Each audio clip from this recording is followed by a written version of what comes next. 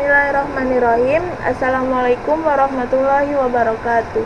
Kami dari kelompok 9 yang beranggotakan Lia Hasanah dan Salsabila Wulandari ingin mempresentasikan tentang jual beli yang dilarang dalam Islam. Latar belakang masalah. Jual beli merupakan suatu kegiatan yang bermasyarakat di kalangan umat manusia, dan Islam datang memberikan peraturan dan prinsip dasar yang jelas dan tegas. Dalam jual beli, faktor kejujuran sangatlah penting sebagai sifat yang akan menolong manusia dari jurang kerusakan.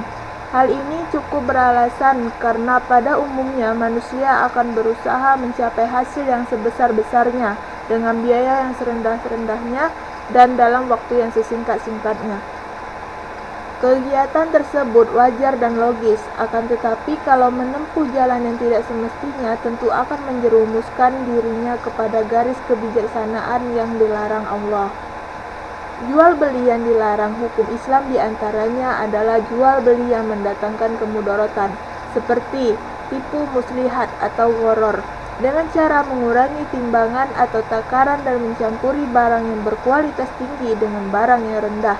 Maksudnya, jual beli adalah semua jenis jual beli yang mengandung unsur kebodohan atau penipuan, padahal sudah jelas Allah melarang bagi seseorang untuk memakan harta dengan cara yang batil. Adapun jual beli yang dilarang dalam Islam yang pertama yaitu jual beli dengan sistem uang hangus. Jual beli urbun atau bai al-urbun adalah suatu sistem atau bentuk jual beli di mana pembeli membayar sejumlah uang muka untuk menunjukkan keseriusan dalam melakukan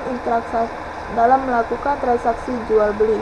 Jika jual beli tersebut dilanjutkan, maka uang muka tersebut akan menjadi bagian dari harga barang yang diperjualbelikan, sehingga pembeli hanya menggenapkan atau melengkapi kekurangan dari harga barang.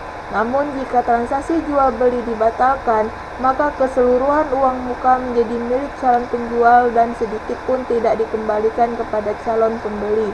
Dalam istilah yang lebih populer, jenis jual beli tersebut sering disebut dengan jual beli dengan sistem uang hangus.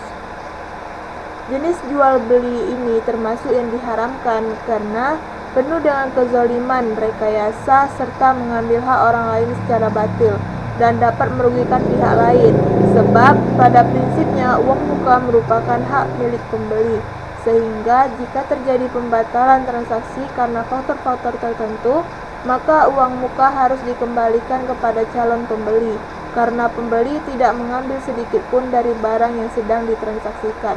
Namun jika pembatalan itu dilakukan secara sepihak tanpa alasan yang dibenarkan dan dapat merugikan pihak calon penjual, maka calon penjual dapat meminta kompensasi yang wajar menurut kesepakatan dan keridhaan kedua belah pihak, sehingga tidak ada pihak yang merasa dirugikan dan dikhianati. Yang kedua yaitu bai ihtikar. Jual beli ihtikar adalah salah satu jenis jual beli yang dilarang dalam Islam, yaitu suatu jenis jual beli dengan sistem penimbunan, di mana seorang penjual atau pedagang sengaja memborong barang yang dibutuhkan oleh masyarakat dalam jumlah yang sangat banyak, lalu menimbunnya, sehingga menyebabkan kelangkaan barang di pasaran yang pada akhirnya mengakibatkan harga barang melambung tinggi, sehingga mengakibatkan kesulitan bagi masyarakat dan lemahnya daya beli mereka. Motif utama dari pelaku jual beli ini adalah untuk mendapatkan keuntungan yang berlipat ganda, karena biasanya mereka akan menjual barang rimbunannya setelah harga melonjak naik di pasaran. Oleh sebab itu, Rasulullah SAW melarang jenis jual beli ini dan dikategorikan sebagai bentuk kesalahan dan kezaliman kepada orang lain. Contohnya itu menimbun minyak yang sering terjadi di kalangan kita, yaitu menimbun minyak. Lalu yang ketiga, jual beli benda najis. Pada dasarnya yang dimaksud dengan benda-benda najis di sini adalah makanan, minuman atau hewan yang dianggap najis dan dilarang untuk dikonsumsi, seperti babi, anjing, minuman keras, bangkai, dan lain sebagainya. Benda-benda ini tidak hanya dilarang untuk dikonsumsi secara langsung, namun juga dilarang untuk diperjualbelikan. Bahkan, orang yang memakan hasil penjualannya sama dengan mengkonsumsi barang itu sendiri. Seperti hadis di bawah ini yang diriwayatkan oleh Al-Jamaah. Lalu yang keempat yaitu jual beli dengan penipuan.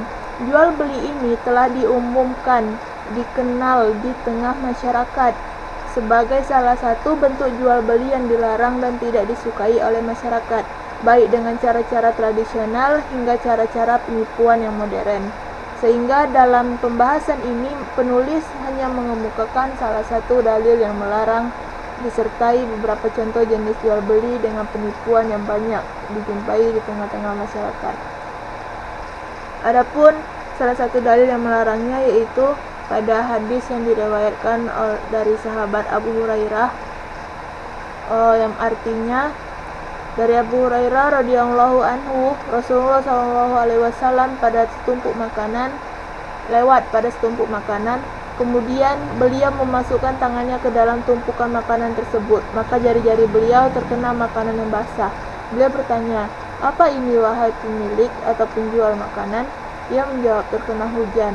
"Wahai Rasulullah," beliau bersabda. Ia menjawab, "Terkena hujan, wahai Rasulullah." Beliau bersabda, "Mengapa kamu tidak menaruh yang basah ini di atas agar dapat dilihat orang? Barang siapa yang menipu, maka ia bukan golonganku." Hadis riwayat Muslim. Lalu yang kelima yaitu bai al-wafa. Bai al-wafa adalah suatu jenis jual beli barang yang disyaratkan, di mana seorang menjual barangnya kepada pihak lain dengan syarat barang tersebut harus dijual pada dirinya atau penjual dengan harga tertentu dan pada saat tertentu sesuai dengan perjanjian, atau menjual barang dalam batas waktu tertentu. Jika waktu itu tiba, maka seorang pembeli harus menjual pembeli barangnya. Jika waktu itu tiba, maka seorang pembeli harus menjual kembali barangnya kepada penjual pertama. Misalnya, penjual mengatakan kepada calon pembeli, barang ini saya jual dengan harga 1 juta rupiah. Dengan syarat 3 bulan yang akan datang kamu harus menjual barang tersebut kepada saya dengan harga tertentu. Jenis jual beli ini termasuk jenis jual beli yang terlarang karena termasuk rekayasa dan memberikan ketidakpastian atau kepemilikan yang tidak utuh terhadap barang yang dibeli oleh seseorang. Padahal dalam syariat Islam, jual beli merupakan salah satu cara terjadinya perubahan kepemilikan dari seseorang kepada orang lain. Dengan terjadinya perubahan pemilikan tersebut, maka seorang pembeli berhak memiliki barang yang dimilikinya tanpa terikat dengan waktu tertentu. Ia berhak untuk menggunakannya pada waktu yang dia inginkan, serta berhak menghibahkannya atau menjual barang itu kepada siapapun secara leluasa.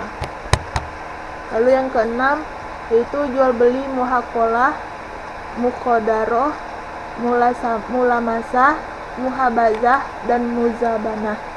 Larangan tentang kelima jenis jual beli ini telah disebutkan dalam sebuah hadis yang diriwayatkan oleh Imam Al-Bukhari dari sahabat Anas bin Malik radhiyallahu anhu sebagai berikut. Dari Anas bin Malik radhiyallahu anhu, ia berkata, Rasulullah SAW melarang jual beli al-muhaqalah, al-muqadaroh, al-mulamasah, al-munabazah, dan jual beli al-muzabanah. Hadis riwayat Al-Bukhari. Adapun pengertian dari kelima jenis jual beli tersebut adalah: 1. Jual beli al-muhaqalah adalah jual beli dengan cara sewa menyewa tanah, baik berbentuk sawah, kebun maupun berbentuk tambak, dengan cara hasilnya nanti dibagi antara pemilik tanah dengan penyewa tanah. Yang kedua, jual beli al-muqadaroh adalah pengadaan jenis jual beli buah-buahan yang masih berada di atas pohon yang belum diketahui secara pasti kualitas baik buruknya buah yang masih di atas pohon itu pada saat terjadinya musim panen. Pengertian jenis jual beli seperti ini dalam praktek masyarakat di Indonesia sering disebut dengan jual beli ijon. Yang ketiga, jual beli al-mulamasah adalah mengadakan jual beli dengan cara meraba barang yang akan diperjualbelikan dengan tanpa melihat barangnya. Lalu yang keempat, jual beli al-munabazah adalah mengadakan jual beli dengan cara saling melemparkan barang-barang yang akan dijual belikan dengan tanpa memeriksanya kembali. Yang kelima, jual beli al-muzabanah adalah mengadakan jual beli kurma basah dengan kurma kering yang masih berada di atas pohon. Hal ini juga berlaku terhadap semua jenis buah-buahan lainnya, sehingga tafsiran perbedaan volume baik secara kuantitas maupun kualitas antara yang basah apabila yang telah kering tidak dapat diketahui. Lalu yang ketujuh, jual beli inah, jual beli yang dilarang oleh agama Islam karena memiliki unsur riba, yaitu jual beli inah, yang artinya suatu jenis jual beli di mana seseorang menjual barang kepada orang lain atau pembeli secara tidak tunai, kemudian ia membelinya lagi dari pembeli tersebut secara tunai dengan harga yang lebih murah. Tujuan dari transaksi ini adalah untuk mengakal-akali memperdaya pihak lain agar mendapatkan keuntungan dari transaksi utang piutang yang dikemas dengan akad atau transaksi jual beli. Contoh jual beli inah, seorang pemilik tanah ingin dipinjami uang oleh seorang pihak lain atau calon pembeli. Karena pada saat transaksi pihak yang ditawarkan belum memiliki uang tunai, maka pemilik tanah mengatakan kepadanya, "Saya jual tanah ini kepadamu secara kredit seharga 200 juta rupiah dengan tenggang waktu pelunasan sampai 2 tahun ke depan." Namun beberapa waktu kemudian, pemilik tanah mengatakan kepada pihak pembeli, "Sekarang saya membeli tanah itu lagi dengan harga 170 juta secara tunai." Lalu yang kedelapan, bisnis jual beli jasa tato. Seni tato merupakan salah satu jenis bisnis yang cukup digemari oleh sebagian orang, terutama anak-anak muda. Bahkan dianggap sebagai karya seni yang menjadi ciri khas dan identitas sekelompok orang. Orang yang menggunakannya pun merasa percaya diri, macho, dan gaul. Tetapi oleh sebagian orang, para penggunanya justru sering diidentikan dengan penilaian-penilaian negatif, seperti preman, anak jalanan, dan lain sebagainya. Dalam Islam, praktek tato atau bertato ini mendapatkan perhatian yang sangat serius, bahkan termasuk salah satu perbuatan yang dikutuk atau dimurkai Allah. Bahkan termasuk salah satu perbuatan yang dikutuk atau dimurkai oleh Rasulullah. Maka jika hal ini termasuk perbuatan yang dimurkai atau dilaknat oleh Rasulullah, maka tentu memfasilitasi dan menjual jasa tato juga bagian yang terlarang. Hal ini dijumpai penjelasannya dalam beberapa hadis Nabi SAW, yang artinya dari Aun bin Abu Juhaifah, dia berkata, "Aku pernah melihat ayahku berkata, sesungguhnya Nabi SAW melarang hasil menjual darah dan hasil penjualan anjing, makanan riba, yang memberikan makanan, yang memberi makan, dan yang mentato, dan yang diminta ditato." Hadis riwayat Al-Bukhari. Yang kesembilan yaitu bisnis atau jual beli prostitusi. Prostitusi atau zina pelacur merupakan salah satu penyakit masyarakat yang sudah lama muncul dan berkembang, baik secara liar maupun secara terorganisir. Bahkan bisnis ini dikembangkan oleh sebagian oknum untuk meraup keuntungan finansial sebanyak mungkin, baik dengan cara yang santun maupun cara-cara pemaksaan, penculikan, penipuan, dan berbagai cara yang tidak manusiawi. Pada zaman modern, penyakit masyarakat ini semakin mengkhawatirkan karena sering dijadikan solusi oleh sebagian orang untuk mencari dan mencukupi kehidupan.